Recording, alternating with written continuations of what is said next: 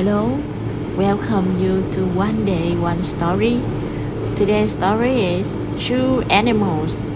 My class went to the zoo today. It was fun. We watched elephants use their trunks. We saw lions dressed in the sunshine. We watched polar bears swim in the water. We saw monkeys climb trees and birds fly through the air.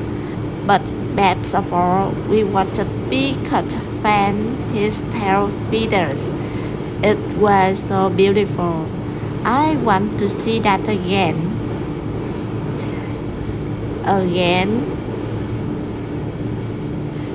Zoo animals. My class went to the zoo today. It was fun.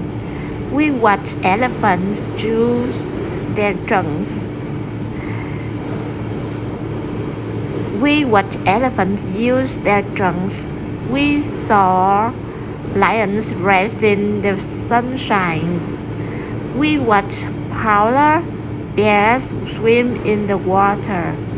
We saw monkeys climb trees and birds fly through the air. But best of all, we watched a peacock.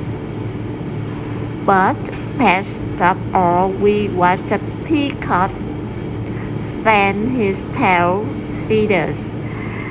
It was so beautiful. I want to see that again. That's all for today. Thank you for listening.